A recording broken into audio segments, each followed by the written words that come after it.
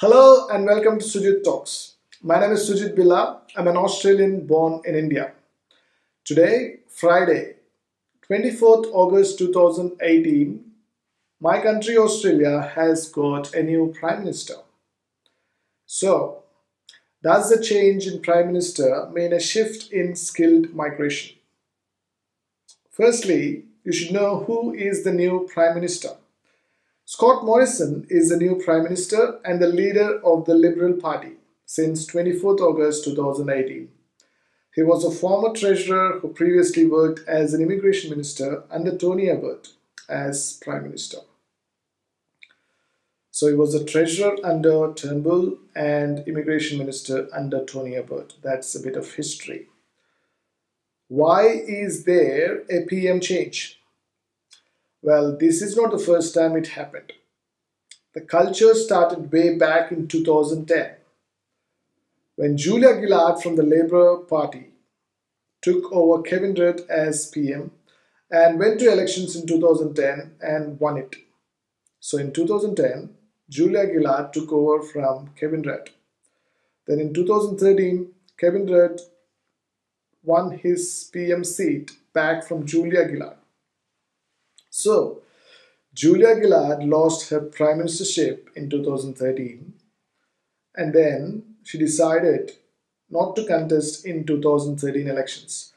So if you see, there's a pattern here. In 2010, just before the elections, Julia Gillard took over Kevin Rudd. And in 2013, again before the elections, Kevin Rudd took his PM seat back. So there's a connection to elections here. And as a result of that, Kevin Rudd went to polls and lost the government. I mean, he won his seat, but his party lost. So he resigned. So Julia Gillard did not contest in 2013. Kevin Rudd contested, his party lost, and he resigned from his MP seat. So in 2013, we saw two prime ministers resigning from their prime minister post, and they have been doing something else but not really active in politics ever since. So who became the prime minister in 2013? It was Tony Abbott. Tony Abbott lost his prime ministership in 2015 when Turnbull took over from him, exactly like Julia Gillard took over from Kevin Rudd. And exactly like Kevin Rudd tried to get his PM seat back, Tony Abbott was trying it, but he couldn't get it. So there was this other person called Peter Dutton who came into picture this week, and he was saying, I will become the Prime Minister because I can lead the government better than Turnbull against the Bill Shorten Labour Party. But today we saw there's no more Turnbull and there is no Peter Dutton as the new Prime Minister. Now, I will save it for another day what really happened this week and how Scott Morrison became the Prime Minister. Because we are not interested how Prime Ministers change, but we are more interested why the Prime Ministers are changing and how it's connected to migration. Now, why did they change PMs just before the elections? So what are the factors here? Number one, Australia doesn't have powerful leaders like India or America. In 2014, there was this powerful leader, Narendra Modi, who is still the Prime Minister of India. He is very powerful in BJP, even before becoming Prime Minister. In 2016 elections in America, Donald Trump won. And he was actually more popular than his party, and he's bigger than the party, you can say, because the party did not stand behind him unanimously. There were divisions in the party. At some stage, there was this speaker, Paul Ryan. He was speaking against Donald Trump, but look, he has won it because the people were with him. I'm not supporting Donald Trump here.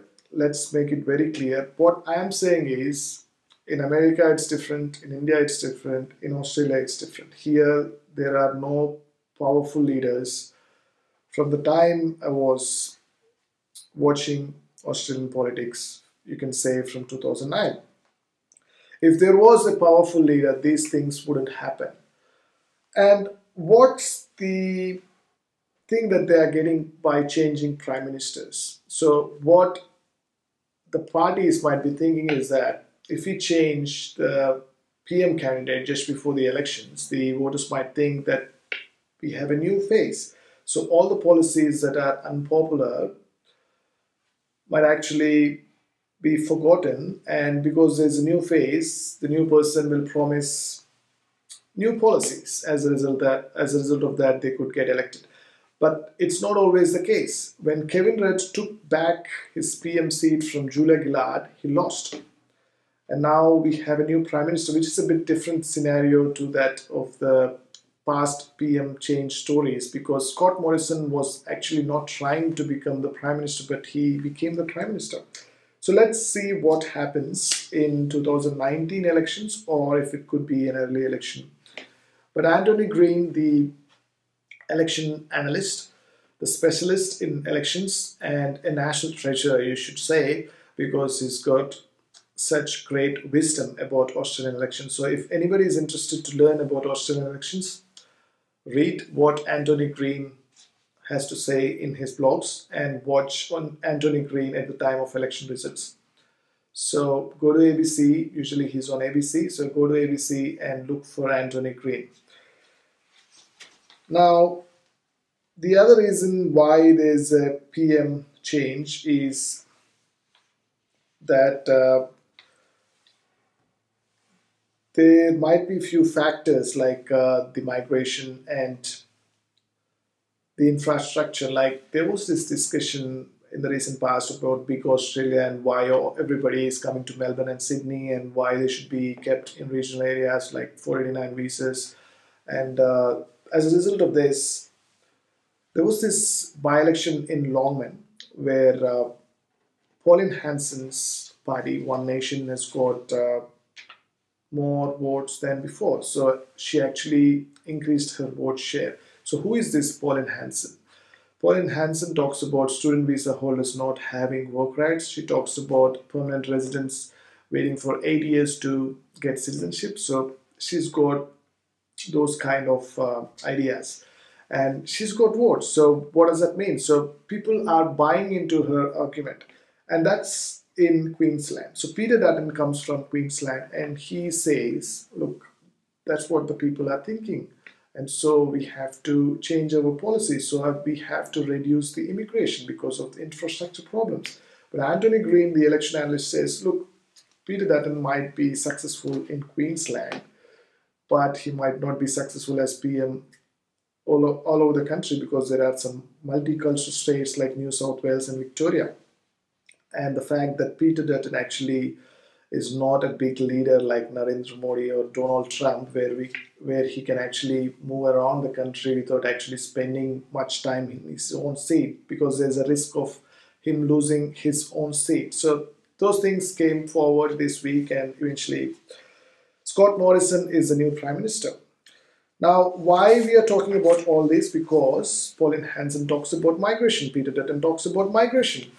Now, we are interested in migration. We are not interested in other policies, basically because you might not be able to understand them, and because you are not actually in Australia to understand them.